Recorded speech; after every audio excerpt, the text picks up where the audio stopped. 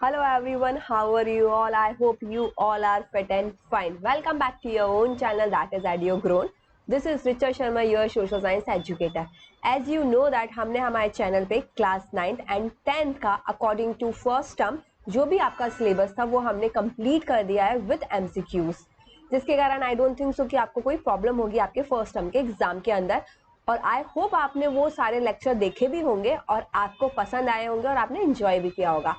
जैसे कि आपको पता है हमने 9th एंड 10th का तो कंप्लीट कर ही लिया है। अब हम आपके लिए 11th एंड 12th का कोर्स लेके आए, जिसके अंदर मैं आपको 11th के अंदर ह्यूमैनिटीज का पॉलिटी जो आपका बोलना चाहिए सब्जेक्ट है वो मैं आपको पढ़ाने वाली हूँ, जिसका आज फर्स्ट लेक्चर है ये, जो कि आपकी फर्स्ट बुक का है इंडियन कॉन्स्टिट्यूशन एंड वर्क का।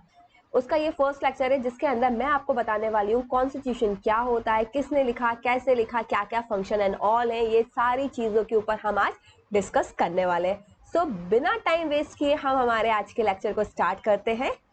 सो let start today's lecture. So बच्चा party, welcome back to your class. Okay, as you know that ये हमारी फर्स्ट क्लास है, पॉलिटिकल साइंस में आपको पढ़ाने वाली हूँ, जिसका जो आपको पता है इसके अंदर 2 बुक है आपकी। जो मैं फर्स्ट बुक का पहले सिलेबस कंप्लीट करूंगी टर्म 1 के अकॉर्डिंग। जैसे कि आपको पता है हमारे 3 चैप्टर आ रहे हैं इसके अंदर, हम तीनों चैप्टर 1 शॉर्ट वीडियो के अंदर कंप्लीट करेंगे एंड देन उसके बाद हम क्या करेंगे इसमें, उसके साथ साथ जैसे कि एक चैप्टर आपका कंप्लीट हो गया उसके बाद मैं आपका एमसीक्यूज भी करवाती जाऊंगी, जिसके कारण आपका फर्स्ट टर्म पूरी तरीके से तैयार हो जाए। राइट, सो स्टार्ट करते हैं हमारा आज के लेक्चर को। सबसे पहले अगर मैं आपसे पूछूं, जैसे कि आपको पता ही है कि मैं आपको सबसे पहले क्या बताती हूँ, जो आपके चैप्टर का नाम है आपको उसका मीनिंग पता होना चाहिए। राइट, उसके बाद हम आगे बढ़ेंगे तो आपको समझने में और ज्यादा इजी होगा। इसलिए और इस चैप्टर की अगर हम बात करें तो ऑब्वियसली बात है कि आपको कॉन्स्टिट्यूशन का मीनिंग तो पता ही होना चाहिए। एंड आई नो दैट ये जो आपका कॉन्स्टिट्यूशन का मीनिंग है वो आप बहुत टाइम से पढ़ते आ रहे हैं। आपके 8, 9, 10th क्लास में आपका जो सिविक्स रहा है वही अब आपका क्या बन गया है, पॉलिटिकल साइंस बन गया है। राइट, तो मैं कॉन्स्टिट्यूशन की बात करती हूँ तो कॉन्स्टिट्यूशन ज्यादा कुछ नहीं है। क्या है इसकी definition, a constitution is a body of fundamental principal. Constitution का क्या बोला जा रहा है बच्चा? सो कॉन्स्टिट्यूशन को क्या बोला जा रहा है आपका, constitution is a body of fundamental principle according to which a state is constitute और गवर्न। ठीक है, ये कॉन्स्टिट्यूशन की आपकी डेफिनेशन है। अगर आपको आता है तो आपको आपकी जो एग्जाम है उसमें इस हिसाब से लिखना पड़ेगा, बट मैं इसका अगर सिंपल सी लैंग्वेज की बात करूं तो कॉन्स्टिट्यूशन क्या है आपका, कॉन्स्टिट्यूशन एक तरह की आपकी बेसिक रूल ऑफ बुक है। ठीक है, एक बुक है जिसके अंदर आपके लिए रूल्स एंड रेगुलेशन लिखे गए हैं, उसके अकॉर्डिंग आपको क्या करना है, आपको अपना काम करना है। राइट, और ये जो रूल्स एंड रेगुलेशन है वो सिर्फ किसी एक के लिए नहीं है, पूरी इंडिया में जो भी रहता है, भले ही वो प्रेसिडेंट हो, प्राइम मिनिस्टर हो या फिर कोई गरीब से गरीब आदमी हो, ठीक है, सबके लिए जो रूल्स एंड रेगुलेशन है सब इस कॉन्स्टिट्यूशन के अंदर लिखे गए और सबके लिए क्या है, वो इक्वल है।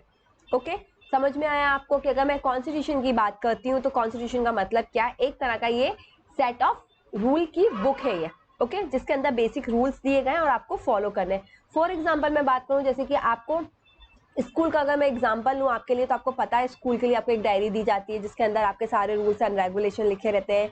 ठीक है, और आपको बताया भी जाता है कि इस दिन आपका ऐसा रहेगा, इस दिन आपका ये पीरियड है, उस दिन आपका ये वाला पीरियड है, एंड आपका कब लंच होता है, कितने टाइम का आपका पीरियड्स होता है, वो सारी चीजें उस डायरी के अंदर मेंशन की रहती हैं। वैसे ही हमारे लिए जो भी रूल्स एंड रेगुलेशन है किसी भी कंट्री को गवर्न करने के लिए, वो सारे रूल्स एंड रेगुलेशन कॉन्स्टिट्यूशन के अंदर लिखे रहते हैं।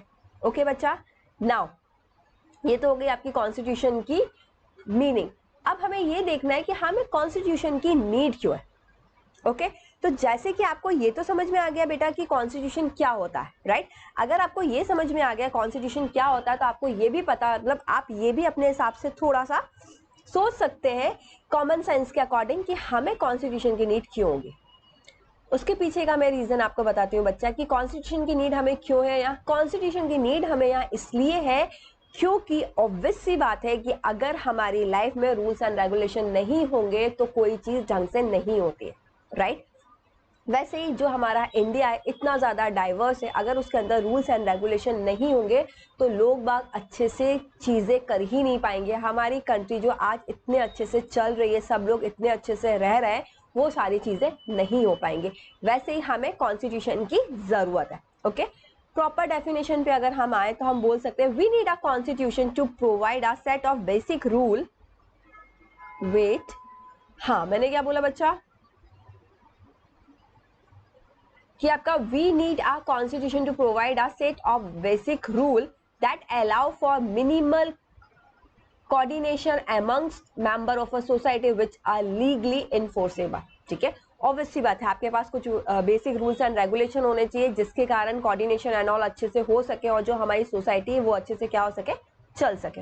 राइट नाउ, या फिर मैं एक और डेफिनेशन बता देती हूँ आपको। दोनों डेफिनेशन का मीनिंग सेम है, जो भी आपको इजी लैंग्वेज लगे आप उसके अंदर लिख सकते हैं, एज वेल एज आप अपने खुद के वर्ड्स में भी लिख सकते हैं। आई नो दैट अब तो आप 11 क्लास में आ गए हो, तो आप लोग मतलब चीजें अपने अकॉर्डिंगली लिखते हो गए, राइट, आंसर्स को।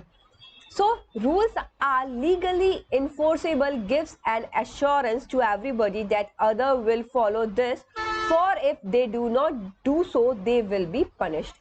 ठीक है, जो भी रूल्स एंड रेगुलेशन लिखे गए हैं वो आपको फॉलो करने ही पड़ेंगे। अगर आप उन रूल्स एंड रेगुलेशन को फॉलो नहीं करते हो तो आपको पनिशमेंट दी जाएगी इसके अकॉर्डिंग, जैसे कि आपको स्कूल में पनिशमेंट मिलती है। राइट नाउ नेक्स्ट स्लाइड जो है हमारी वो बोल रही है who can decide which rule are the best to suit for a society. हमने ये तो देख लिया भैया कॉन्स्टिट्यूशन क्यों होता है, हमें इसकी जरूरत क्यों, बट वो ऐसे कौन लोग हैं जो ये डिसाइड करेंगे कि हमारी सोसाइटी के लिए क्या अच्छा है या क्या बुरा है। अब हम यहाँ ये देखेंगे।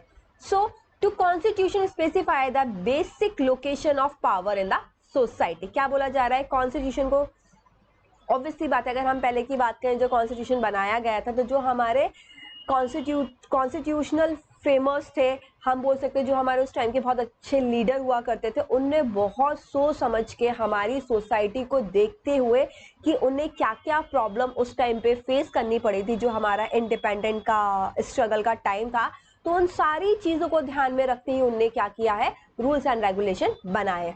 ठीक है, it decide who get to decide what the laws will be, और फिर उसके अकॉर्डिंग डिसाइड किया जाता है कि आपके क्या लॉज बनेंगे। Okay, in the Indian constitution it is specified that in most instance parliament gets to decide laws and policy and that parliament itself be organized in a particular manner। if we are talking about the Indian constitution, so इधर आपका जो भी rules and regulation बनते हैं, जो भी आपके bill pass होते हैं, फिर उसके बाद वो लॉ के अंदर कन्वर्ट होते हैं, ये सब कौन करता है, आपका पार्लियामेंट करता है। राइट, समझ में आया आपको कि कौन डिसाइड करेगा रूल्स बनाना है, कैसे बनाना है, आपके क्या क्या सूट करता है उसके ऊपर, उसके अकॉर्डिंग, साथ के साथ में कॉन्स्टिट्यूशन क्या होता है और हमें उसकी नीड क्या होती है। ओके, आपके लिए मैंने यहाँ नोट्स भी प्रोवाइड करे हैं, आप इसमें से आपका स्क्रीनशॉट ले सकते हैं। इफ़ यू वांट तो आप इसके प्रॉपर नोट्स बना सकते हैं। टोटली डिपेंड अपॉन यू कि आपको कैसे काम करना है। ओके, समझ में आया बच्चा? बेटा ये तो आपकी कॉन्स्टिट्यूशन की बात हो गई एक तरह से कि कॉन्स्टिट्यूशन क्या होता है, हमें क्या ज़रूरत है और कैसा क्या है। इसके अलावा जो आपके बुक में नहीं दिया गया है, आई थिंक उसके रिगार्डिंग भी मैं आपको कुछ इंपॉर्टेंट चीज़ें बता देती हूँ कॉन्स्टिट्यूशन के अकॉर्डिंग, आपको पता भी होना चाहिए। तो सबसे पहले अगर हम कॉन्स्टिट्यूशन की बात करते हैं तो आपका 4 टाइप के कॉन्स्टिट्यूशन बोले गए हैं। एक आपका रिटन कॉन्स्टिट्यूशन बोला गया है, एक अनरिटन कॉन्स्टिट्यूशन बोला गया है, एक रिजिड और एक फ्लेक्सिबल। ठीक है, ये 4 टाइप के आपके मेन क्या बोले गए, कॉन्स्टिट्यूशन बोले गए। ठीक है, तो अगर हम बात करते हैं आपकी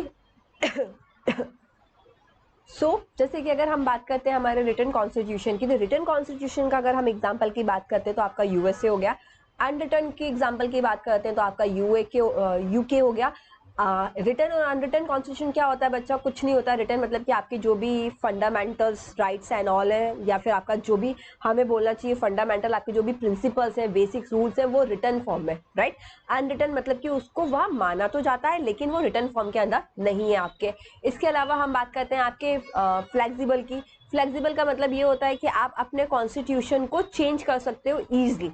ठीक है, उसके अंदर चेंज करने के लिए आपको इतना ज्यादा मतलब प्रॉब्लम फेस नहीं करनी पड़ती है। राइट, इसके बाद आपका होता है रिजिड। रिजिड का मतलब होता है, इसका मतलब ये नहीं है रिजिड का मतलब कि आप चेंज कर ही नहीं सकते, आप कर सकते हो चेंजेस, बट उसके लिए आपको अच्छा खासा बड़ा प्रोसीजर को फॉलो करना पड़ता है, प्रोसेस करना पड़ता है, उसके बाद ही आप उसके अंदर कुछ चेंजेस कर पाते हो, राइट। ये तो आपके कॉन्स्टिट्यूशन के टाइप हो गए। इसके अलावा अगर मैं इंडिया के कॉन्स्टिट्यूशन की बात करती हूँ तो आपको पता होना चाहिए इंडिया वर्ल्ड का सबसे मतलब सबसे ज्यादा लंबा lengthiest written form of constitution माना जाता है, राइट।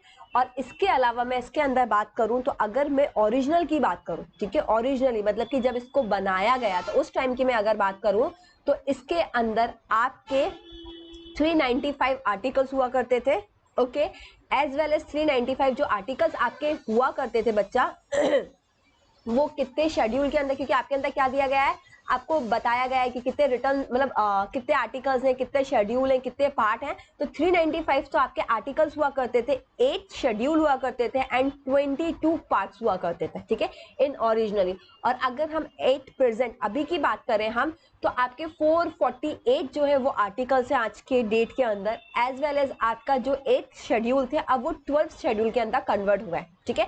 अब आपके पास 12 शेड्यूल है, एज वेल एज जो 22 पार्ट्स हुआ करते थे अब 25 पार्ट्स हैं आपके अंदर, ओके। इतना ज्यादा डीप नहीं है आपको, ये आपको धीरे धीरे करके इतना ज्यादा डीप आता जाएगा बच्चा कि जब आपको सारी चीज़ें मतलब पढ़नी होंगी। मैक्सिमम बच्चे जो ह्यूमैनिटीज़ लेते हैं वो लेते ही इसलिए क्योंकि उन्हें क्या करना होता है, या तो यूपीएससी करनी होती है या फिर कोई भी गवर्नमेंट एग्जाम देना होता है, राइट। तो उसके लिए अपन अलग पढ़ेंगे। अभी अपन मेन जो फोकस करने वाले हैं वो अपना function of constitution, sorry 11th class का जो आपका कॉन्स्टिट्यूशन मतलब आपका जो पॉलिटी है उसके ऊपर फोकस कर रहे हैं हम। बट मैंने आपको फिर भी थोड़ा सा, आप इंडियंस हो तो आपको इंडिया के बारे में, आपको उसके कॉन्स्टिट्यूशन के बारे में थोड़ा बहुत तो पता होना चाहिए ना, बेसिक रूल। इसलिए ये बेसिक रूल मतलब जो भी बेसिक आपकी नॉलेज था वो मैंने आपको प्रोवाइड कर दिया, ओके बच्चा। नाउ अब हम हमारे टॉपिक पे आते हैं, that is functions of constitution. क्या क्या फंक्शन है हमारे कॉन्स्टिट्यूशन के। सो हम अगर कॉन्स्टिट्यूशन के फंक्शन की बात करते हैं तो जो फर्स्ट फंक्शन है आपका कि देखना है हमें कि कॉन्स्टिट्यूशन क्या क्या फंक्शन प्रोवाइड करती है हमें। तो जो फर्स्ट फंक्शन है वो क्या बोला जा रहा है, constitution allows coordination and assurance, ठीक है। कॉन्स्टिट्यूशन क्या प्रोवाइड करती है आपको, आपको प्रोवाइड करती है कोऑर्डिनेशन और अश्योरेंस। इसका मीनिंग क्या है, इन सिंपल लैंग्वेज अगर बेटा मैं बात करूं, जो आपका फर्स्ट फंक्शन है, जैसे कि आपको पता है जो हमारी इंडिया है वो बहुत डाइवर्सिटी है, ठीक है। रिलीजियस के बेसिस पे आप देखो, कल्चर के बेसिस पे देखो, ट्रेडिशनल के बेसिस पे देखो, किसी भी बेसिस पे देखो, इंडिया बहुत ज्यादा डाइवर्सिटी है, ठीक है, बहुत ज्यादा डाइवर्स है इसके अंदर, बहुत ज्यादा डाइवर्सिटी आपको इंडिया के अंदर देखने को मिलती है। तो जो इतनी ज्यादा डाइवर्सिटी देखने को मिलती है तो लोगों को ये ना लगे कि, मान के चलो फॉर एग्जांपल हमारे यहाँ इतने सारे रिलीजन है तो किसी को ये ना लगे कि नहीं सिर्फ है ना हिंदू रिलीजन को प्रेफरेंस दिया जाता है या फिर आपका इस्लामिक रिलीजन को प्रेफरेंस दिया जाता है या किसी एक पर्टिकुलर रीजन को प्रेफरेंस दिया जाता है। ये सारी चीजें ना लगे और सबकी भलाई के अकॉर्डिंग काम किया जाए, सबके वेलफेयर के अकॉर्डिंग काम किया जाए, सोसाइटी के लिए काम किया जाए, जिस रिलीजन को जितना जिस हिसाब से जरूरत है उसके अकॉर्डिंग काम किया जाए, किसी के साथ कोई भी डिस्क्रिमिनेशन नहीं किया जाए। तो उसी का ये क्या करती है, उसी के लिए ये कोऑर्डिनेशन एंड अश्योरेंस प्रोवाइड करती है कि सारे जहां जो कि हमारे सारे जितने भी इंडियंस हैं, ठीक है, जितने भी हम इंडिया के सिटीजन हैं, किसी को ये ना लगे कि भैया हमारे साथ ये चीज गलत होगी, ओके। तो ये कौन प्रोवाइड करता है, ये आपका कॉन्स्टिट्यूशन प्रोवाइड करता है। क्यों, क्योंकि कॉन्स्टिट्यूशन के अंदर वो सारे रूल्स एंड रेगुलेशन लिखे गए हैं जिसके अंदर जो यहाँ का इंडिया का मतलब इंडिया का बोलना चाहिए सिटीजन है, उसको ये यकीन हो कि हमारे साथ कोई भी डिस्क्रिमिनेशन नहीं होगा, सबके लिए एक जैसे रूल्स एंड रेगुलेशन होंगे आपके, ओके। तो द फर्स्ट फंक्शन, अगर मैं प्रॉपर डेफिनेशन पे आऊं बच्चा, the first function of the constitution is provide a set of basic rule, ठीक है। जो फर्स्ट आपका फंक्शन है वो क्या कर रहा है, आपका बेसिक रूल को प्रोवाइड कर रहा है, किसके लिए, coordination among members of a society, जिसके कारण आपके जो भी सोसाइटी के मेंबर हैं उनके बीच में इजीली कोऑर्डिनेशन हो सके, ठीक है। आप ये देख रहे हैं, मैंने आपको यहाँ ये आपको ये डायग्राम के थ्रू बताया है कि कितने अलग अलग रिलीजन्स है हमारे इंडिया के अंदर। इस इमेज के अंदर देखोगे तो मैंने आपको एज के अकॉर्डिंग बताया है और इसके अंदर देखोगे तो प्रोफेशनल के अकॉर्डिंग बताया है, ठीक है। बट उसके बाद भी लोगों को एक दूसरे से प्रॉब्लम ना हो, वो कोऑर्डिनेट कर सके, यही हमारा फर्स्ट रूल बोलता है। तो फर्स्ट रूल, सॉरी बच्चा, फर्स्ट रूल क्या बोलता है हमारा कि कॉन्स्टिट्यूशन अलाउ करता है कोऑर्डिनेशन एंड अश्योरेंस को, ओके बच्चा। नाउ योर सेकेंड रूल, अगर हम सेकेंड रूल की बात करते हैं तो वो आपका क्या क्या बताता है, आपका specification of decision making power. ठीक है, उसने क्या करके रखा है सेकेंड रूल के अंदर, उसने स्पेसिफाई करके रखा है किसके अकॉर्डिंग, मेकिंग रूल के अकॉर्डिंग। ठीक है, कि कौन डिसीजन मेकिंग रूल के अकॉर्डिंग आपका स्पेसिफाई करके रखा है। ठीक है, लेट्स सी कैसे करके रखा है। The second function of a constitution is to specify who has the power to make decision in a society.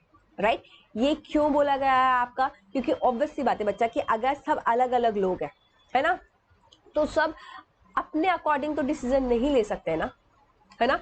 उसके लिए हमें क्या करना पड़ता है, हमें किसी एक पर्टिकुलर मेंबर को चूज करना पड़ता है। हमारे जो इंडिया का कॉन्स्टिट्यूशन आपको पता है रिपब्लिक है, राइट, जो भी करता है हम ही जो भी डिसीजन होते हैं वो हमारे ही होते हैं, बट हम एक एक जने करके तो डिसीजन नहीं ले सकते ना, क्योंकि वो इतनी बड़ी कंट्री है। तो हम क्या करते हैं, हमारे बिहाफ पे कोई भी लीडर को चूज करते हैं, और उस लीडर को जब हम चूज करते हैं तो हम सोचते हैं कि वो जो डिसीजन लेगा वो हमारे बिहाफ में ही ले रहा है। ठीक है, क्योंकि उस मेंबर को, उस लीडर को हमने चूज किया है। ठीक है, तो इसके अकॉर्डिंग ये बताया गया है आपका सेकंड कॉन्स्टिट्यूशन के अंदर, ये बताया गया है आपका सेकंड फंक्शन के अंदर कि कौन आपका डिसाइड करेगा कि क्या क्या रूल बनने चाहिए, कैसे वो रूल बनने चाहिए। तो वो कौन बनाता है आपका, वो गवर्नमेंट बनाती है हमारी। क्यों गवर्नमेंट बनाती है, क्योंकि गवर्नमेंट को जो हमने चूज किया है लीडर, जो आपका मेजोरिटी में है, अब जो चीज मेजोरिटी में है वही आपकी गवर्नमेंट बनती है, वही पार्टी आपकी गवर्नमेंट बनाती है, और वही हमारे बिहाफ में क्या करती है, रूल्स एंड रेगुलेशन कैसे बनेंगे सोसाइटी के अकॉर्डिंग वो डिसाइड करती है। राइट, जब हमें जिस चीज की जरूरत होती है उसके अकॉर्डिंग वो क्या करती है, हमारे रूल्स एंड रेगुलेशन बनाती है बच्चा। ओके, समझ में आया आपको। तो जो सेकेंड आपका फंक्शन है of a constitution is to specify who has the power to make decision in a society. It decide how the government will be constitute. और ये भी बताती है कि गवर्नमेंट कैसे कॉन्स्टिट्यूट करेगी। ये सारी चीजें भी आपके किसके अंदर लिखी गई है, कॉन्स्टिट्यूशन के अंदर लिखी गई है बच्चा। ओके, जैसे कि अभी हम मान के चलो स्कूल का ही एग्जाम्पल ले रहे थे, तो स्कूल का जो एग्जाम्पल है ऑब्वियस सी बात है कि आपकी जो प्रिंसिपल मैम है या फिर जो भी वहाँ का हेड है वो सारे रूल्स एंड रेगुलेशन आपके लिए डिसाइड करते हैं। ठीक है, वो सारी चीजें बताते हैं किसको क्या करना है, कैसे करना है, किस दिन कौन सा पीरियड लगेगा, कौन सी मैम कहाँ, कौन सी क्लास की क्लास टीचर होंगी, किसका क्या होगा, ये सारी चीजें उनके हाथ में रहती है ना। अगर ये सारी चीजें सिर्फ प्रिंसिपल मैम के अलावा सारी टीचर्स को बांट दी जाए, सारे स्टूडेंट्स को बांट दी जाए, तो कुछ हो पाएगा कि कुछ भी फॉलो नहीं हो पाएगा। क्योंकि कोई बच्चे कहेंगे नहीं हमें तो गेम पीरियड चाहिए, कोई बोलेगा नहीं मुझे तो हिस्ट्री पढ़ना है, कोई बोलेगा नहीं मुझे तो पॉलिटी पढ़ना है, मैम अपने अकॉर्डिंग देखेंगी नहीं नहीं आज ये मेरा पीरियड होगा, तो कितना ज्यादा मैसअप हो जाएगा। राइट, तो उसी चीज को दूर करने के लिए क्या किया गया है, आपका सेकेंड लॉ लाया गया है, और आपका फर्स्ट भी आपको समझ में आ गया होगा कैसे ये इसके अंदर इंक्लूड किया गया है। राइट, नाउ अब हम बात करते हैं बच्चा हमारे थर्ड फंक्शन के। ठीक है, अब ये तो हमने देख लिया कि भैया कोऑर्डिनेशन एंड ऑल की जरूरत है हमें। ठीक है, ये हमारा फर्स्ट फंक्शन हो गया कि कोऑर्डिनेशन होना चाहिए और अश्योरेंस होना चाहिए। सेकंड जो फंक्शन था वो भी हमने देख लिया कि कौन पावर डिसाइड करेगा, कौन रूल्स एंड रेगुलेशन बनाएगा। अब जो कॉन्स्टिट्यूशन बनाने वाले थे ना वो इतने ज्यादा समझदार थे, वो इतने ज्यादा इंटेलिजेंट थे कि उन्हें ये पता था कि किसी एक के हाथ में पावर आ गई ना तो वो तो फिर अपने अकॉर्डिंग ही काम करने वाला है, वो किसी की कोई नहीं सुनेगा। वो उन्हें ये बात कैसे पता थी, ऑब्वियस सी बात है कि वो इतने टाइम से यही देखते आ रहे थे, जब राजा महाराजा का हमारे यहाँ रूल हुआ करता था, या ब्रिटिश हमारे अंडर, मतलब ब्रिटिश के अंडर में हम थे, हम क्या ब्रिटिश को अपने अंडर में लेंगे, ब्रिटिश के अंडर में जब हम थे, कॉलोनियल थे हम, तो उस टाइम पे वो देखते थे कि किसी एक के हाथ में पावर होती थी तो उसके कारण बाकी लोगों को कितना सफर करना पड़ता था। राइट, इसके कारण उनने क्या किया, उनने गवर्नमेंट की पावर के ऊपर लिमिटेशन भी लगा दी कि आप पावर, आपके पास पावर है, आप रूल्स एंड रेगुलेशन बना सकते हो, बट उसके बाद भी आपकी पावर्स पे क्या कर दिया, लिमिटेड कर दिया, जिसके कारण वो उसका मिसयूज ना कर पाए। Okay, so the third function of a constitution where is, the third function of a constitution is to set some limit on what a government can impose on its citizen। ठीक है, कुछ limitation लगा दी गई है government के ऊपर भी, जिसके कारण वो ये बता सके सिटीजन्स के ऊपर क्या रूल्स एंड रेगुलेशन इम्पोज करना है और क्या नहीं करना है। Right, these limits are fundamental in the sense that government may never trace pass them, ठीक है, जिसके कारण गवर्नमेंट क्या ना कर सके, उनके ऊपर लिमिटेशन लगा दिए, जिसके कारण गवर्नमेंट मतलब किसी का भी फंडामेंटल जो राइट है उसको क्या ना कर सके, उसको छीन ना सके। Right, got it? समझ में आया बच्चा आपको कि कैसे क्या करा गवर्नमेंट ने आपका। अब इसके बाद कि कैसे उनके ऊपर, और हाँ एक चीज और मैं आपको बता दूं कि जैसे कि मान के चलो जो भी आपका मान के कोई बिल पास हुआ है, राइट, कोई बिल पास हुआ है, वो लॉ के अंदर कन्वर्ट हुआ, लेकिन इंडिया के सिटीजन्स को नहीं लगता है कि वो जो ये बिल पास हुआ है वो आपका सही है, तो वो क्या कर सकता है, वो सुप्रीम कोर्ट, हाई कोर्ट के अंदर जाके हम क्या कर सकते हैं, उसकी अपील कर सकते हैं। राइट, तो जिसके कारण कि ये जो लिमिटेशन लगाई गई है ना पावर्स के ऊपर गवर्नमेंट की, तो वो कौन हैंडल कर सके, वो आपका जुडिशरी हैंडल कर सके। ठीक है, अगर लगता है कि नहीं वो पूरी आपकी मतलब पूरा आपका प्रोसेस होता है, वो सब होने के बाद लगता है कि नहीं जो लॉ बनाया गया था वो गलत था, तो उसको फिर से वो चेंज भी कर दिया जाता है। ओके, नाउ अब जो ये आपका फोर्थ लॉ है, या सॉरी फोर्थ फंक्शन है, वो क्या है आपका, aspiration and goals of a society. Right, aspiration and goals of a society की अगर हम बात करते हैं बच्चा, तो इसका मतलब ये होता है कि कोई भी सोसाइटी के अंदर हम कुछ भी कोई भी हम रूल्स बना रहे हैं, रेगुलेशन बना रहे हैं, तो वो किसके बेसिस पे बनाते हैं, ठीक है, तो वो हम उस सोसाइटी के बारे में सोच के कि हमें कौन सी चीज बोलना चाहिए, एक तरह से एस्पायर कर रही है हमें, या कौन सा उसका गोल है जिसके कारण वो सोसाइटी और ज्यादा अच्छी हो सकती है, क्या वहाँ कौन सी प्रॉब्लम है जिसको सॉल्व करने के लिए हमें ये वाले रूल्स एंड रेगुलेशन बनाने चाहिए, वो हमारा क्या होता है, फोर्थ आपका बोलना चाहिए एक तरह से फंक्शन है। ओके, क्योंकि सारी सोसाइटी के अंदर, सारी कंट्रीज के अंदर अलग अलग प्रॉब्लम्स होती हैं, उसके अकॉर्डिंगली हम क्या करते हैं, वहाँ के रूल्स एंड रेगुलेशन बनाते हैं। अगर हम जैसे कि इसका एग्जाम्पल है बच्चा, साउथ अफ्रीका का आप एग्जांपल लोगे तो आपको पता है वहाँ रैशनलिज्म चलता है। ठीक है, वहाँ डिस्क्रिमिनेशन किसको लेके, आपके कलर को लेके, ब्लैक एंड व्हाइट का। तो उन लोगों ने जो रूल्स एंड रेगुलेशन बनाया, जब उनका कॉन्स्टिट्यूशन बना था, तो उनने इस चीज को ध्यान में रख के बनाया। राइट, अगर हम इंडिया की बात करें तो इंडिया के अंदर जैसे कि हम पहले बात करते तो क्या चलता था, अनटचेबिलिटी चलता था, कास्टिज्म चलता था।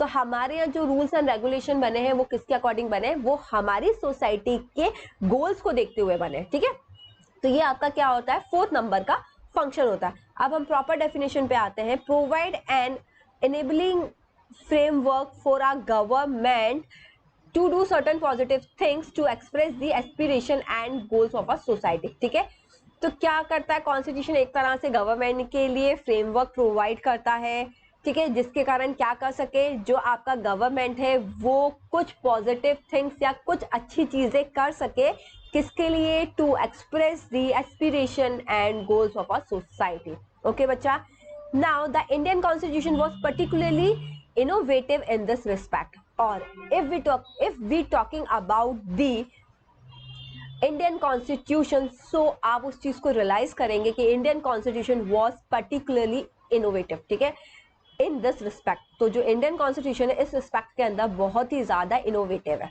ओके, नाउ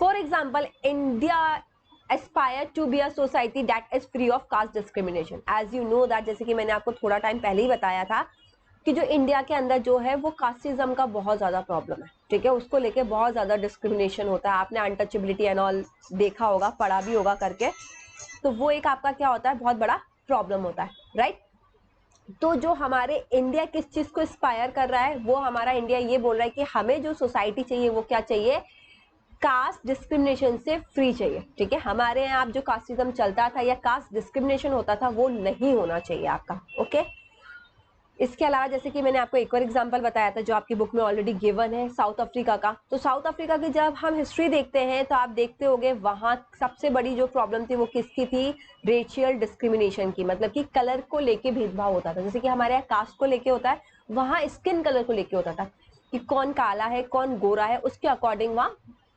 डिस्क्रिमिनेशन किया जाता था। तो वहां के लोगों ने जो गवर्नमेंट बनाई, वहां के लोगों ने, वहां के जो गवर्नमेंट ने न्यू कॉन्स्टिट्यूशन बनाया, उसके अंदर उसने स्पेशली किस चीज का ध्यान रखा, उसने स्पेशली इस चीज का ध्यान रखा कि जो रेशियल डिस्क्रिमिनेशन होता था वो खत्म हो जाए, वो ना हो आपका।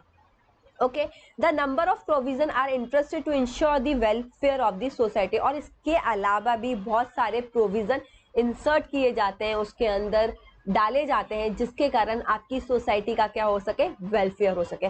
जैसे कि अगर मैं एग्जांपल के तौर पे बात करूं तो आपका फंडामेंटल राइट्स, ठीक है। फंडामेंटल राइट्स से आपने पहले भी पढ़ा है बेटा, इवन आपने 8-9 क्लास में भी फंडामेंटल राइट्स के बारे में पढ़ा है, आपके प्रॉपर पूरे फंडामेंटल राइट्स दिए हुए थे।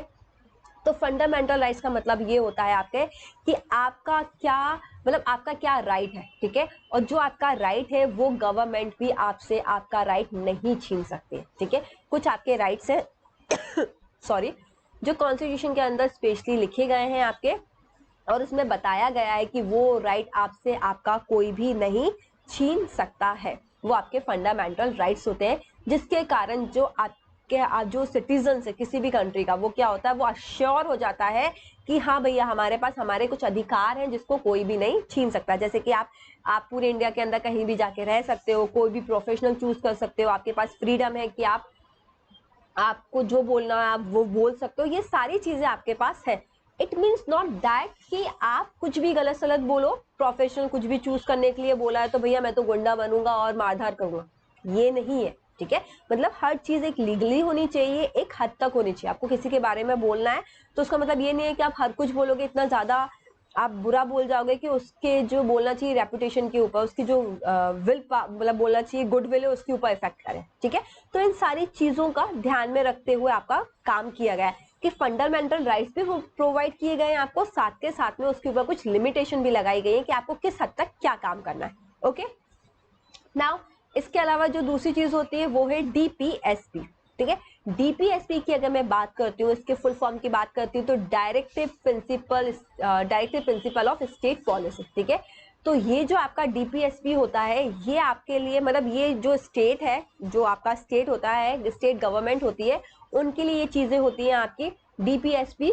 बट इसके अंदर ये कंपलसरी नहीं है कि वो स्टेट को ये चीज फुलफिल करनी ही होगी, वो डिपेंड करता है कि वहाँ का सीएम कितना अच्छा है, वहाँ के जो भी आपके लीडर्स एंड ऑल है वो कितने अच्छे हैं और वो कितने अच्छे से उस स्टेट को डेवलप करना चाहते हैं, राइट। तो डीपीएसपी की अगर हम बात करते हैं तो उसके अंदर कुछ ऐसे आपके बोलना चाहिए पॉलिसीज आती है कि एजुकेशन के रिगार्डिंग कोई पॉलिसी बना दी, आपका जो बोलना चाहिए एक तरह से आपका जो स्टेट है उसको कैसे और डेवलप कर सकते हैं उसके रिगार्डिंग कुछ भी पॉलिसी एंड ऑल निकाल दिया। अगर वहाँ बहुत ज़्यादा गरीबी एंड ऑल है तो वहाँ के लिए क्या खाने पीने की चीज़ें फ्री दी जा रही हैं, गवर्नमेंट क्या क्या चीज़ें प्रोवाइड कर रहा है, हॉस्पिटल कौन कौन से मेडिकल फैसिलिटी कौन कौन सी अच्छी प्रोवाइड कर रहा है। तो ये सारी चीज़ें डीपीएसपी के अंदर आती हैं कि किस स्टेट को कितनी ज़रूरत है उसके अकॉर्डिंग वो काम करेगा। बट ये कंपलसरी नहीं होता है कि उस स्टेट को करना ही पड़ेगा या मानना ही पड़ेगा, ओके। बट फंडामेंटल राइट एक ऐसी चीज है कि वो उसको करना ही पड़ेगा, ठीक है। उसके पास कोई चॉइस ही नहीं है, फंडामेंटल राइट सबको फॉलो करने ही पड़ेंगे, okay. Now so the fourth function of the constitution is to enable the government to fulfill the inspiration of a society and create condition for a just society, ठीक है। तो fourth function के बारे में मैं आपको बता ही चुकी हूँ कि जो भी आपकी गवर्नमेंट है वो आपका फुलफिल करेगी, जो भी आपका गोल है सोसाइटी का, एस्पिरेशन है सोसाइटी का, वो सारा करेगी और उसको एक अच्छी सोसाइटी के अंदर कन्वर्ट करने की कोशिश करेगी, ओके। नाउ अब हम देखते हैं fundamental identity of a people, कि अगर हम बात कर रहे हैं फंडामेंटल आइडेंटिटी ऑफ पीपल की तो वो क्या होता है बच्चा, ठीक है। Constitution express the fundamental identity of a people. जो कॉन्स्टिट्यूशन है वो एक्सप्रेस करता है आपका फंडामेंटल आइडेंटिटी किसी भी पीपल की। Constitution norms are the overarching framework within which one pursue individual inspiration goals and freedom, ठीक है। यहाँ अगर हम बात कर रहे हैं आपकी तो क्या बोला जा रहा है बच्चा यहाँ, तो जब हम हमारी फंडामेंटल आइडेंटिटी की बात करते हैं तो कॉन्स्टिट्यूशन इसके अकॉर्डिंग कुछ प्रिंसिपल्स हमें प्रोवाइड करता है, राइट। फंडामेंटल आइडेंटिटी क्या है हमारी, फंडामेंटल आइडेंटिटी की अगर हम बात करते हैं बच्चे तो फंडामेंटल आइडेंटिटी का मीनिंग होता है सॉरी, फंडामेंटल आइडेंटिटी का मीनिंग होता है आपका कि आपके लिए जैसे रूल्स एंड रेगुलेशन बनाए गए, ठीक है। आप किसी एक कंट्री के सिटीजन है, ओके। तो आप जिस कंट्री के सिटीजन से उसके जो भी रूल्स एंड रेगुलेशन है, उसके जो भी आपका फ्रेमवर्क तैयार किया गया है, ठीक है, तो उन सबको जब आप फॉलो करते हैं कि उसके अंदर आपको लिखा रहता है आपको क्या करना है क्या नहीं करना है, किस हिसाब से आपको अपनी कंट्री के अंदर जो भी रूल्स एंड रेगुलेशन है वो आप कैसे फॉलो करोगे, तो वो सब आपकी किसके अंदर आ जाता है, एक तरह से फंडामेंटल आइडेंटिटी के अंदर आ जाता है। ठीक है, जैसे कि इसके अंदर दिया भी गया है कि कॉन्स्टिट्यूशन क्या कर रहा है, आपको नॉर्म्स जो है आपके वो प्रोवाइड कर रहा है, फ्रेमवर्क दे रहा है,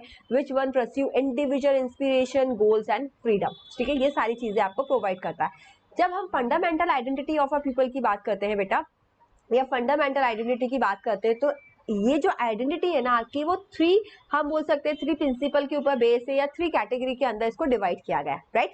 अब वो थ्री कौन कौन सी है आपकी, एक है आपकी क्या बोलना चाहिए, पॉलिटिकल आइडेंटिटी, दूसरी है आपकी मोरल आइडेंटिटी, और तीसरी जो है आपकी नेशनल आइडेंटिटी। अगर हम पॉलिटिकल आइडेंटिटी की बात करते हैं सॉरी, अगर हम पॉलिटिकल आइडेंटिटी की बात करते हैं आपका, तो पॉलिटिकल आइडेंटिटी का मतलब क्या होता है, जो भी रूल्स एंड रेगुलेशन है सबके, वो सब क्या कर रहे हैं, वो सब मिलके फॉलो कर रहे हैं, किसी के लिए कोई भी डिफरेंट रूल्स एंड रेगुलेशन नहीं है, तो वो आपके किसके अंदर आ जाता है, पॉलिटिकल आइडेंटिटी के अंदर आ जाता है।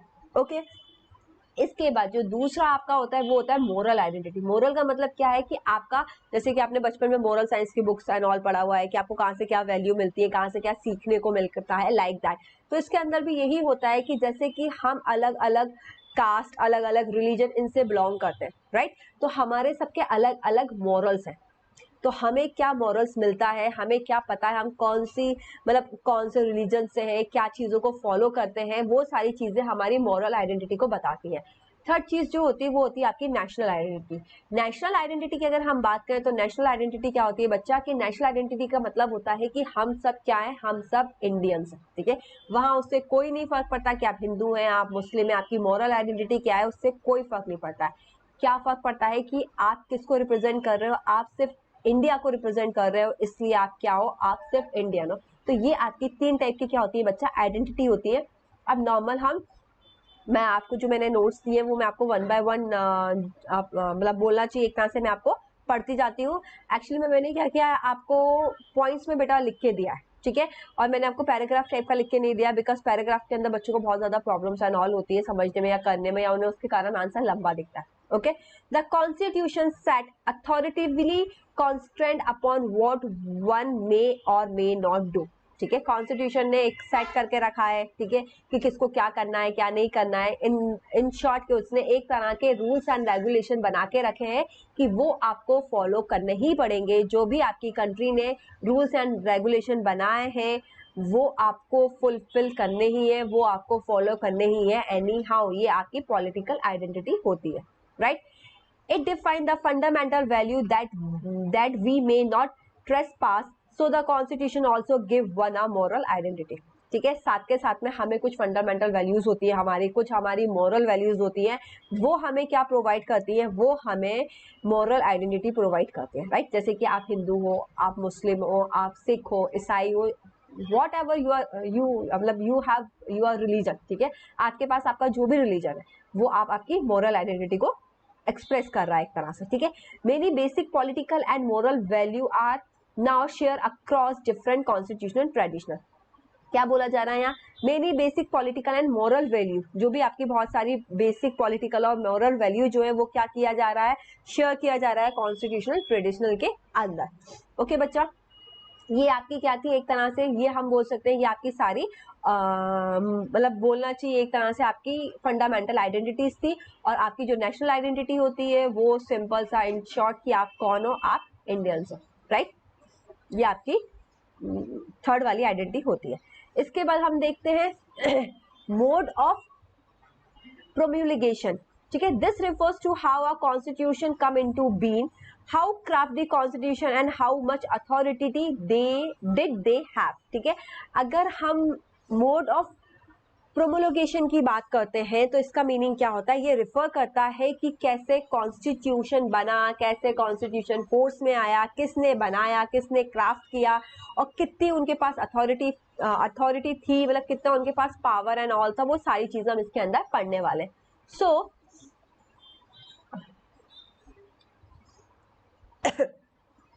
in many countries constitution remain defunct. Why? बहुत सारे कंट्री के अंदर अभी भी जो कॉन्स्टिट्यूशन है वो प्रॉपर फंक्शन नहीं करता है, या वो है ना मतलब चला ही नहीं एक तरह से। उसके पीछे रीजन क्या है? क्राफ्टेड बाय मिलिट्री लीडर्स, क्योंकि उनने क्या किया है, उनने से जो मिलिट्री लीडर्स है उनने उसको बनाया है, इसलिए उनके जो कॉन्स्टिट्यूशन है वो अब वर्क नहीं करते हैं, उनका प्रॉपर फंक्शन नहीं रही है। ठीक है, leader who are not popular do not have the ability to carry the people with them. उनको उनके बोलना चाहिए सोसाइटी का गोल ही नहीं पता था, उन्हें यही नहीं पता था कि उनके सोसाइटी के अंदर क्या कैसी कैसी चीजें होनी चाहिए, किस हिसाब से रूल्स एंड रेगुलेशन बनने चाहिए थे।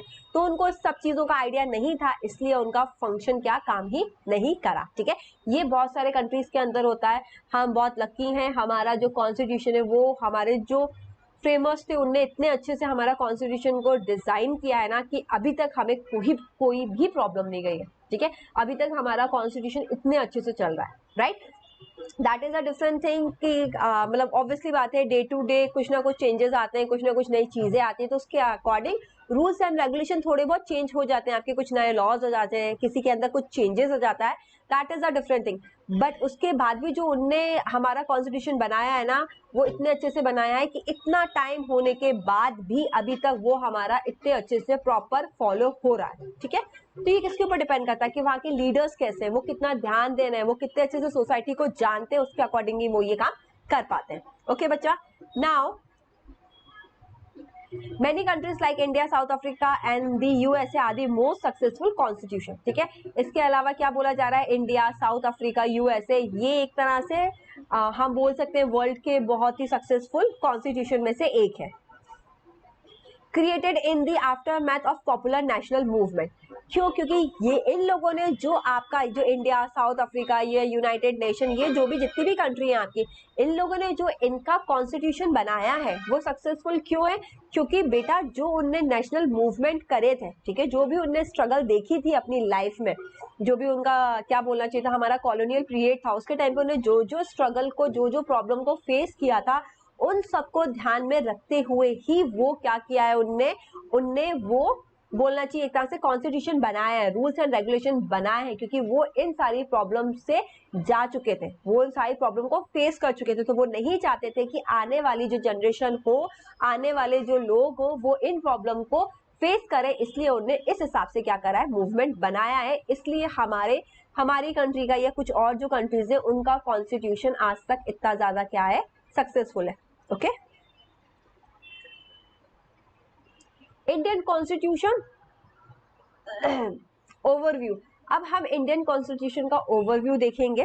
ठीक है, अगर हम इंडियन कॉन्स्टिट्यूशन की बात करते हैं तो formally created by the constitution assembly between December 1946 and November 1949। ठीक है, तो कॉन्स्टिट्यूशन आपका इतने से इतना टाइम लगा था, मतलब इस बीच में क्या किया गया है, प्रॉपरली बनाया गया है, क्रिएट किया गया है आपका कॉन्स्टिट्यूशन को। ठीक है, draw upon a long history of the nationalist movement that had a remarkable ability to take long different section of the Indian society together। okay? जैसे कि आपको पता है कि हमारी एक बहुत लंबी चौड़ी हिस्ट्री रही है, हमने इतने सारे nationalist movement and all in सबको करा है, इन लोगों ने जो लीडर्स उन लोगों ने है ना इतनी सारी प्रॉब्लम्स, इतना सारा स्ट्रगल किया है, जिसके अकॉर्डिंग उन्होंने नेशनलिस्ट मूवमेंट एंड ऑल भी किए हैं। तो उन सबको ध्यान में रखते हुए ही उन्होंने क्या किया है, इतना बड़ा कॉन्स्टिट्यूशन बनाया है, उसके अकॉर्डिंग डिफरेंट डिफरेंट सेक्शन बनाए हैं, इंडियन सोसाइटी एंड ऑल सबके अकॉर्डिंग, जिसके कारण पूरा इंडिया इतना डाइवर्स होने के बाद भी एक साथ रह रहा है। ठीक है, नाउ इसके बाद draw enormous legitimacy from the fact that it was drawn up by people who enjoy. ठीक है, और उन्होंने ये सोच के नहीं बनाया था कि है ना बस हमारा काम है कर दो, उनने बहुत सोच समझ के उसको एंजॉय करते हुए, हर चीज को अपने से जोड़ते हुए और हर चीज को आगे फ्यूचर से जोड़ते हुए करते हुए उन्होंने क्या किया, हमारा फ्रेमवर्क तैयार किया, हमारा कॉन्स्टिट्यूशन तैयार किया। ठीक है, जैसे कि इसके अंदर लिखा गया है, immense public credibility, who had the capacity to negotiate and command the respect of a wide cross section of the society, who were able to convince the people that the constitution was not an instrument for the aggrandisement of their personal problem power, ठीक है। तो उनने हर चीज को ध्यान में रखा हुआ, ठीक है। आपको इन 3 पॉइंट से समझ में आ रहा होगा, उनने हर चीज को ध्यान में रखा हुआ, ना किसी माइनॉरिटी को ऐसा किया है कि उनको छोड़ दिया है, मेजोरिटी को बहुत ज्यादा पावर दे दी हो। उनने हर चीज को ध्यान में रखते हुए आपका क्या किया गया है, कॉन्स्टिट्यूशन को बनाया गया है बच्चा। Okay, now provision of this constitution. अब हम देखेंगे क्या क्या प्रोविजन था कॉन्स्टिट्यूशन का। It give everyone in society some reason to go along with it provision. उनने सबको कोई ना कोई रीजन दिया है, उनने इस हिसाब से हमारा कॉन्स्टिट्यूशन बनाया है जिसके कारण सब लोग उस कॉन्स्टिट्यूशन के साथ चल सके या उसको फॉलो कर सके, ठीक है। आप सोचो जरा सा, नॉर्मली अगर आप फ्रेंड्स मिलके भी कहीं घूमने जाते हो ना, 8-10 जने फ्रेंड्स हो गए, उसमें कितना आपका बोलना चाहिए, एक तरह से आर्ग्यू होता है कि नहीं हमें यहाँ नहीं जाना, इतने बजे नहीं जाना, इस दिन नहीं जाना, ऐसा नहीं करना, वैसा नहीं करना। तो इन लोगों ने कितने उससे बनाया होगा जिसके कारण इतना डाइवर्स होने के बाद भी सब लोग उस चीज को मानने के लिए तैयार है, right. Allowed permanent majority to the oppress minority group within their society. जैसे कि मैंने आपको बताया, तो उन्होंने हर चीज का ध्यान रखा, मेजोरिटी माइनॉरिटीज हर चीज का ध्यान रखा, जिसके कारण ये ना हो कि मेजोरिटी वाले जो है वो बहुत ज्यादा अपना पावर दिखाएं और माइनॉरिटी को दबा के रखें, कि ऐसा कुछ भी ना हो सके, जो मेजोरिटी है वो ऑप्रेस ना कर सके माइनॉरिटी को। हर चीज का उन्होंने ध्यान रखा है आपका, right. systematically privilege some member that the expense of other, so that systematically entrench the power of a small group in the society would cease to command allegiance, ठीक है। जैसे कि मैं आपको बताती जा रही हूँ, वो ही सारी चीजें लिखी गई हैं कि उन्होंने किस हिसाब से सिस्टमेटिक तरीके से उन्होंने हर चीजों को मतलब लिखा है, रूल्स एंड रेगुलेशन को कितने अच्छे से उन्होंने फॉलो किया है, हर चीज की है। वही सारी चीजें बताई गई है कि सबको इक्वलिटी प्रोवाइड की है, सबको फ्रीडम है, सबको हर चीज दी गई है, ठीक है, जिसके कारण हमारा कॉन्स्टिट्यूशन बहुत अच्छा बन सके। In short, now balance institutional design. अब हम देखेंगे बैलेंस इंस्टीट्यूशनल डिजाइन क्या होता है आपका। Design of the constitution is to ensure that no single institute acquire monopoly of power, ठीक है। मतलब जो भी हमारा इंस्टीट्यूशनल डिजाइन किया गया है, कॉन्स्टिट्यूशन डिजाइन किया गया है, वो मोनोपोली पावर के ऊपर डिजाइन नहीं किया गया, हमने बैलेंसिंग करके रखे, ठीक है, कि जिसके कारण कोई एक के हाथ में पावर ना हो और वो मतलब अपनी मनमानी ना कर सके, ठीक है, इसलिए हमने बैलेंस करके रखा हुआ है, right. For example, Indian constitution horizontally fragment power across different institution like legislature, executive and judiciary and even independent security bodies like the election commission. जैसे कि हम अगर हमारी इंडियन कॉन्स्टिट्यूशन की बात करें, तो इंडियन कॉन्स्टिट्यूशन के अंदर हॉरिजॉन्टली पावर्स को फ्रेगमेंट किया गया है, तोड़ा गया है, डिफरेंट डिफरेंट पार्ट में बांटा गया है। 3 स्पेशली है वो आपके लेजिस्लेचर, एग्जीक्यूटिव एंड जुडिशरी, ठीक है। लेजिस्लेचर कुछ भी लॉ एंड ऑल बनाती है, आपका पार्लियामेंट। एग्जीक्यूटिव उसको क्या करवाने का काम करती है, फॉलो करवाने का काम करती है उसको। एंड जुडिशरी क्या करती है, अगर किसी ने उस रूल्स एंड रेगुलेशन को फॉलो नहीं किया है तो वो उसको पनिशमेंट देने का काम करती है, राइट। इसके अलावा लेजिस्लेचर जो है उसने कोई लॉज, रूल्स एंड रेगुलेशन बनाए, कोई लॉ बनाया है, हमें लगता है वो लॉ सही नहीं था, तो हम जुडिशरी के अंदर अप्लाई, वो मतलब अपील कर सकते हैं हमारी, ठीक है। इसके अलावा कोई एग्जीक्यूटिव होते हैं आपके IAS IPS ऑफिसर, और भी बहुत सारी पुलिस एंड ऑल होती हैं आपकी, वो आपके साथ मिसबिहेव कर रही हैं, आपके फंडामेंटल राइट्स को अगर वो वायलेट कर रही हैं या आपको मतलब बोलना चाहिए परेशान कर रही हैं, तो उसके लिए भी आप लीगल एक्शन ले सकते हो, आप जुडिशरी में जाके अपील कर सकते हो, राइट। समझ में आया आपको?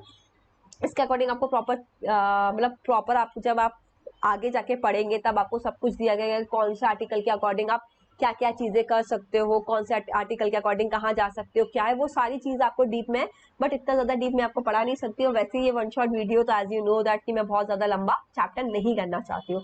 This ensure that even if one institution want to subvert the constitution, other can check it transgression, ठीक है।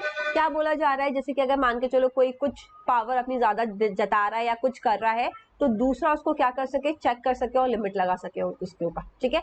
And intelligent system of check and balance has facilitated the success of the Indian constitution.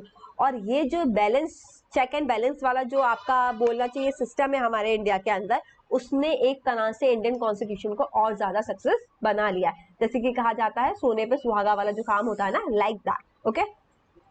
Now, a constitution must strike the right balance between the certain value norms and procedure as authoritative and at the same time allow enough flexibility in its operation to adapt to changing need and circumstances. ठीक है, जैसे कि जो मैं चीजें आपको बताती आ रही हूँ वो ही मैंने लिखा है यहाँ कि किसकी क्या मतलब क्या प्रोसीजर है, किसको कितना आपका बोलना चाहिए पावर दी गई है, वो सारी चीजें इसके अंदर लिखी गई है। किस कंडीशन के अंदर कौन इंसान कैसा काम कर सकता है, कितनी फ्लेक्सिबिलिटी है किसी भी ऑपरेशन को अडॉप्ट करने की, चेंज करने की, ये सारी चीजें इसके अंदर आके दी गई है। ओके बच्चा, now too rigid a constitution is like to break under the weight of the change. A constitution that is on the other hand too flexible will give no security, predictability और identity of a people. ठीक है, जैसे कि बोला जा रहा है अगर कोई कॉन्स्टिट्यूशन बहुत ज्यादा रिजिड है तो भी बहुत ज्यादा प्रॉब्लम है, और कोई कॉन्स्टिट्यूशन बहुत ज्यादा फ्लेक्सिबल है तो भी बहुत ज्यादा प्रॉब्लम होती है, right.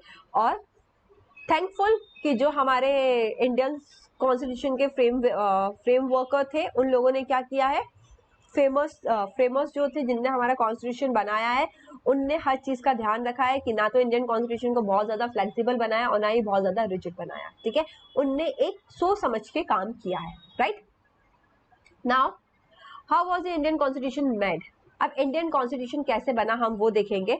Constitution was made by the constitution assembly which had been elected for individual India. ठीक है, जो कॉन्स्टिट्यूशन था वो कॉन्स्टिट्यूट असेंबली से बनाया गया था जिसको इलेक्ट किया गया था। Okay, first sitting on 9 December 1946 and reassemble as Constitution Assembly for Divided India on 14 August 1947। जो फर्स्ट आपकी बोलना चाहिए था सिटिंग थी वो कब थी, 9 दिसंबर 1946 को थी, एंड फिर वो रीअसेंबल की गई as constitution assembly for divided India on 14 August 1947।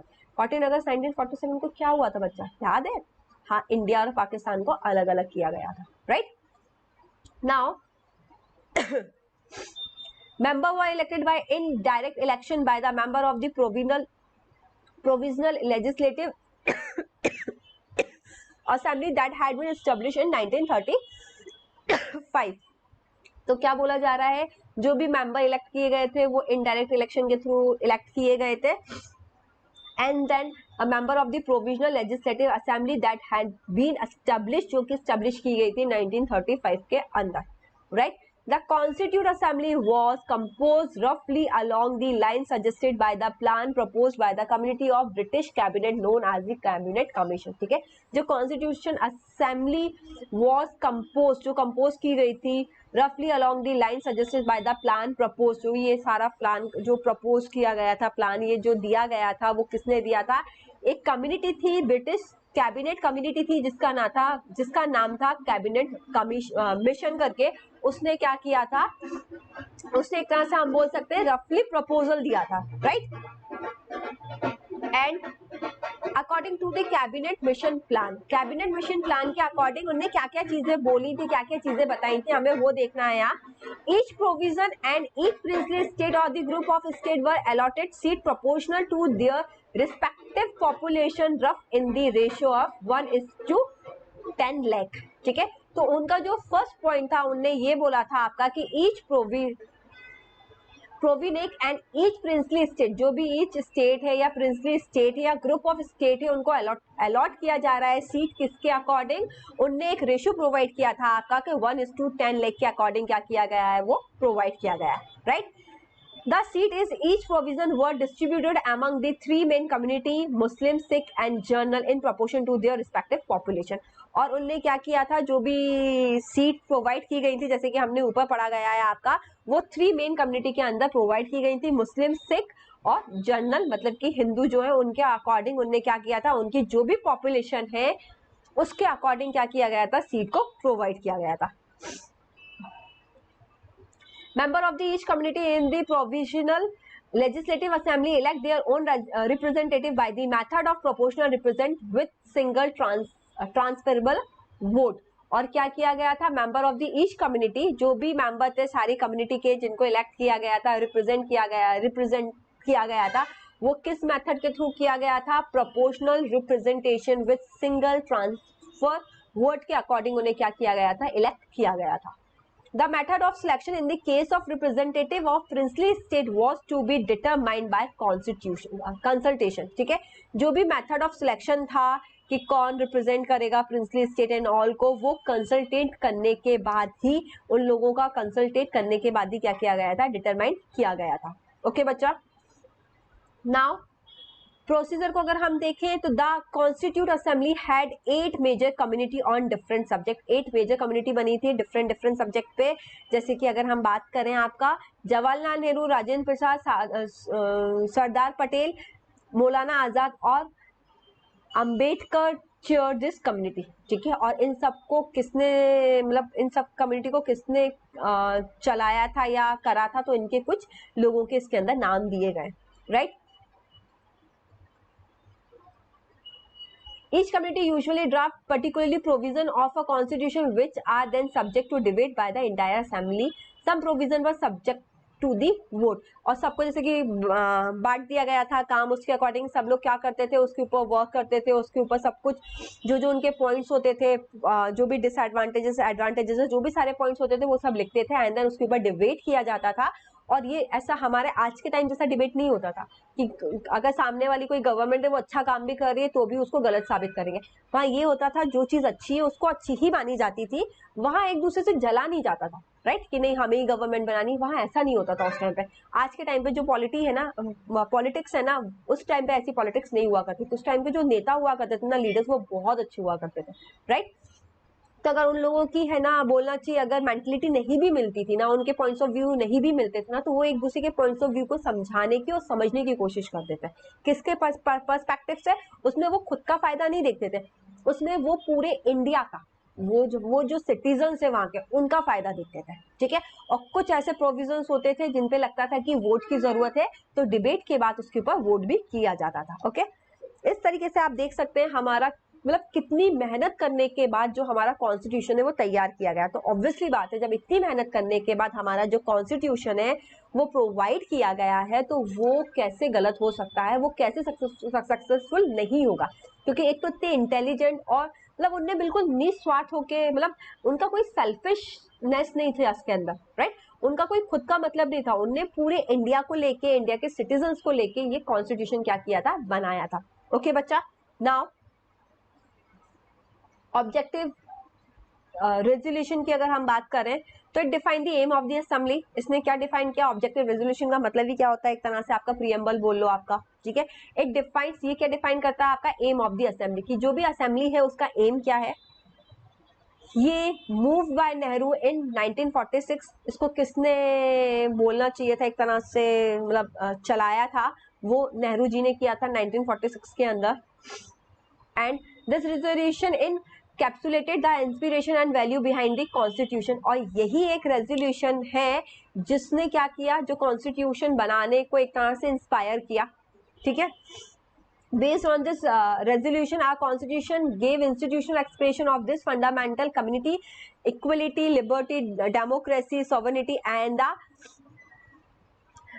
cosmopolitan identity. ठीक है. तो इस रेजोल्यूशन के बेसिस पे, ठीक है, रेजोल्यूशन एक तरह से आपका प्रीएम्बल को बोला जा रहा है बेटा यहाँ. ठीक है. मतलब एक तरह से हम बोल सकते हैं आपका छोटी सी समरी पूरी बुक की. ठीक है. तो वैसे कॉन्स्टिट्यूशन की भी एक छोटी सी समरी है जिसको प्रीएम्बल बोलते हैं, जिसके अंदर वो हर चीज, हर वर्ड मेंशन किया गया है, जिसके अकॉर्डिंग आपका क्या किया गया है, कॉन्स्टिट्यूशन बनाया गया है. तो उसमें भी कुछ फंडामेंटल चीजें डाली गई थी. ठीक है. उसी के बेसिस पे ये रेजोल्यूशन बनाया गया था. एंड कॉन्स्टिट्यूशन को बनाने के लिए भी हमने इन्हीं चीज का क्या लिया, सहारा लिया है, जैसे कि equality, liberty, democracy and etcetera. ठीक है. इन सारी चीजों को लेके ही हमने क्या किया है, हमारे कॉन्स्टिट्यूशन को डिजाइन किया. हमने नहीं, मतलब जिन लोगों ने किया था, मैं उनकी बात कर रही हूँ. राइट. अगर हम इसके मेन पॉइंट्स की बात करें तो कौन कौन से हैं तो अगर हम main points of the objective resolution की बात करते हैं तो फर्स्ट जो होता है, India is an independent, sovereign and Republic. India क्या होगी, एक तो इंडिपेंडेंट होगी, सोवरेन होगी और रिपब्लिक होगी. ठीक है. सेकेंड पॉइंट बोला जा रहा है, India shall be a union of its while British Indian territory, Indian state and other part outside British India and Indian state as are willing to be a part of the union. ठीक है. और India को क्या बोला गया था, India को union बोला गया है, ठीक है, यूनियन ऑफ स्टेट बोला गया, राइट। तो ये सारी चीजें उसका क्या था, ऑब्जेक्टिव बनाया गया था, ओके।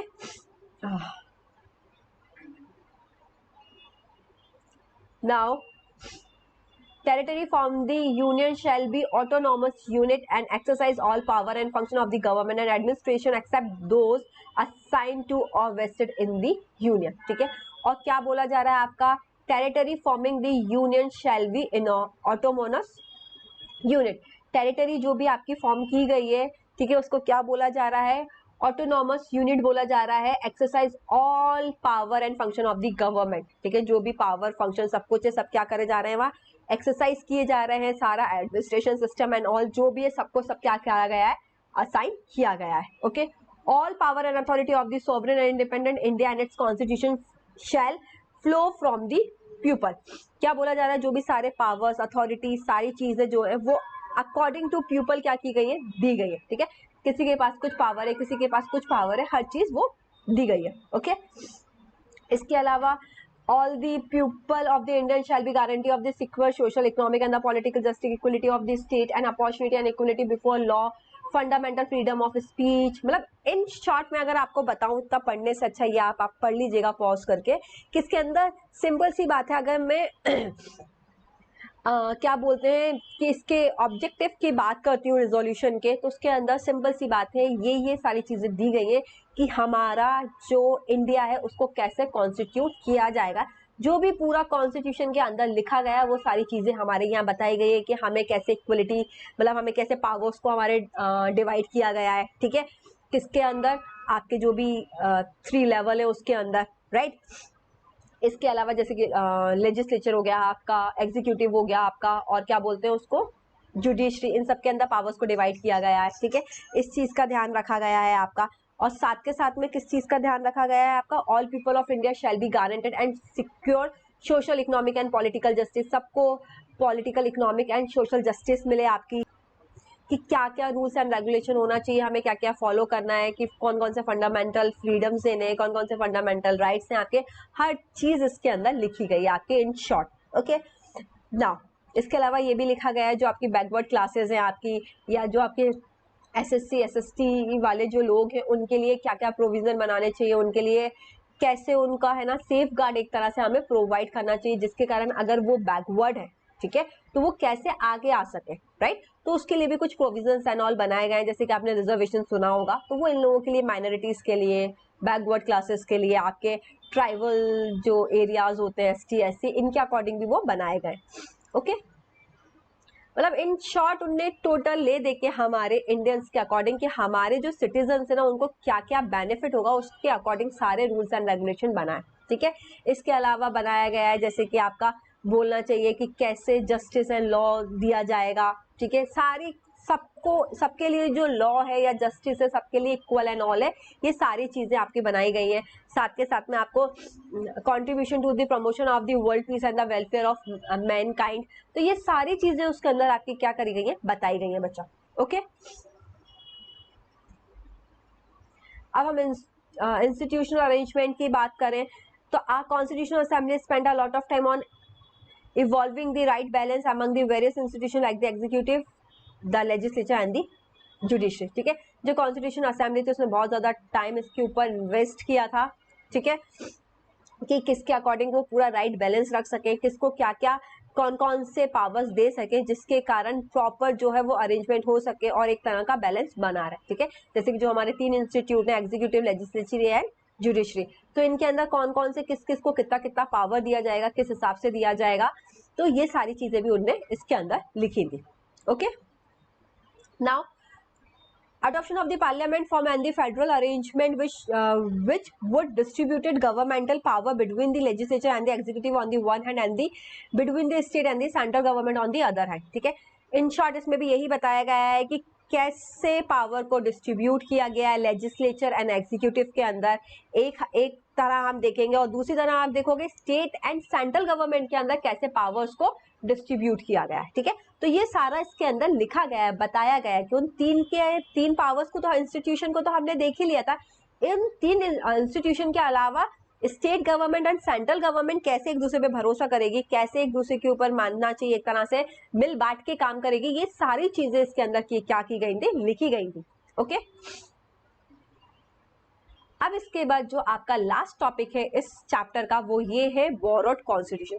जैसे कि आपको पता होगा जो कॉन्स्टिट्यूशन हमने बनाया है, तो हमने क्या किया, हम हमारे जो इंडियंस लीडर्स थे उनने डिफरेंट डिफरेंट कंट्रीज के अंदर जाके देखा करा कि उनका कॉन्स्टिट्यूशन क्या है, उनने उसको हमारी प्रॉब्लम से रिलेट करने के बाद उसके अंदर क्या चेंजेस करने चाहिए, उनको चेंजेस करने के बाद ही हमारा कॉन्स्टिट्यूशन बनाया गया है। ठीक है,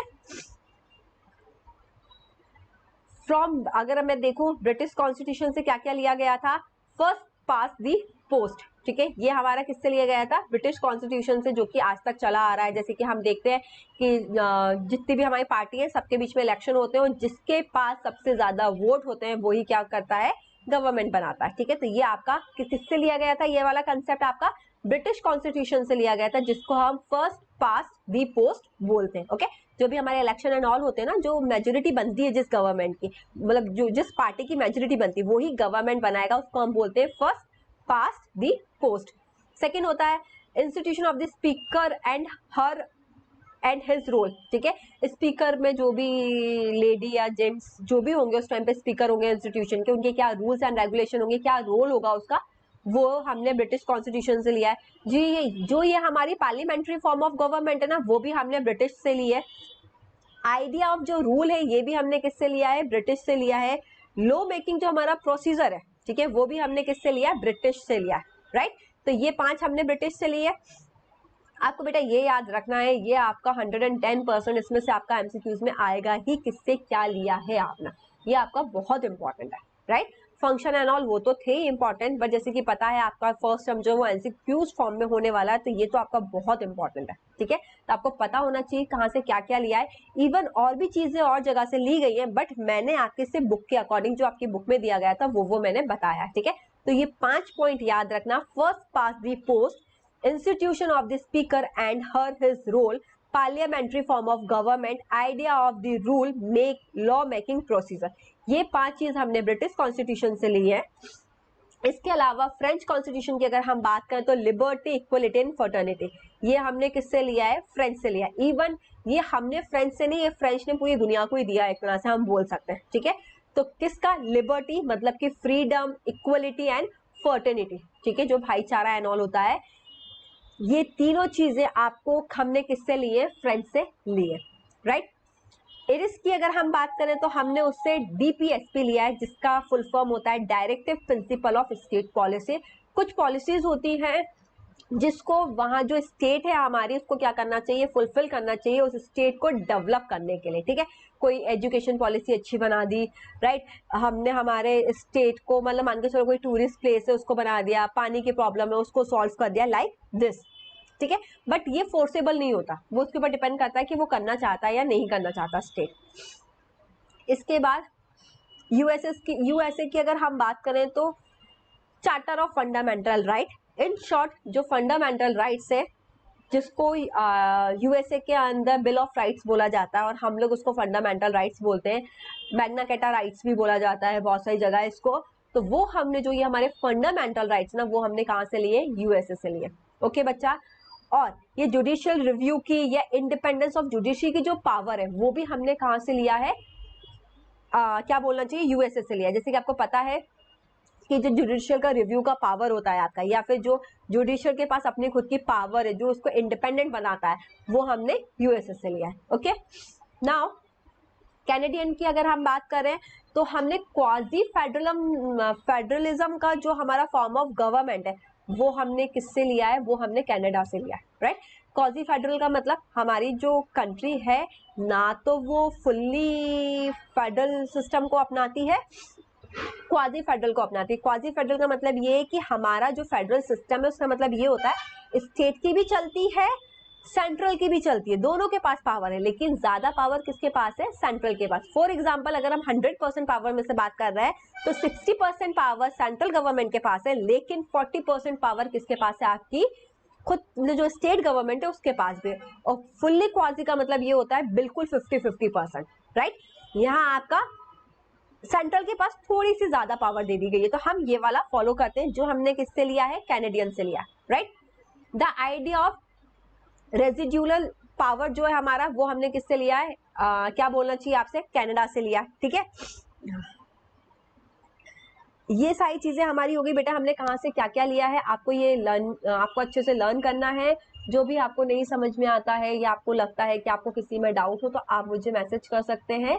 मुझे बहुत खुशी होगी कि आपके डाउट्स को मैं क्लियर कर पाई। ओके, आई होप आपको मेरा आज का लेक्चर समझ में आया होगा, पसंद आया होगा। अगर आपको आज का मेरा लेक्चर अच्छा लगा तो आपको क्या करना है बच्चा, लाइक कमेंट एंड शेयर करना है। Okay, so bye bye, take care, all the best for your preparation. अच्छे से प्रिपरेशन करो, फर्स्ट टर्म में अच्छे से मार्क्स लेके आओ, एज वेल एज इसको इस हिसाब से पढ़ो कि अगर आप कोई गवर्नमेंट एग्जाम भी देना चाहो तो आपको उसके अंदर इजी रहे, क्योंकि आपको पता है कोई भी गवर्नमेंट एग्जाम देना है आपको तो 6 से लेके 12th क्लास की एनसीईआरटी तो पढ़नी ही होती है, राइट। तो इसलिए मैं आपसे बोलूंगी अच्छे से फोकस करो और अच्छे से पढ़ो। बाय बाय, टेक केयर, मिलते हैं हमारे नेक्स्ट लेक्चर के अंदर। बट आप मेरे चैनल पे अगर नए हैं तो आपको क्या करना है, मेरे चैनल को सब्सक्राइब करना है, और वीडियो देखने के बाद आपको लगा कि ये वीडियो आपके लिए हेल्पफुल थी तो आपको क्या करना है, लाइक कमेंट एंड शेयर करना है। सो बाय बाय, टेक केयर, मिलते हैं हम कल नेक्स्ट सेशन के अंदर, जिसके अंदर मैं आपको इसी चैप्टर के एमसीक्यूज करवाने वाली हूँ, ठीक है।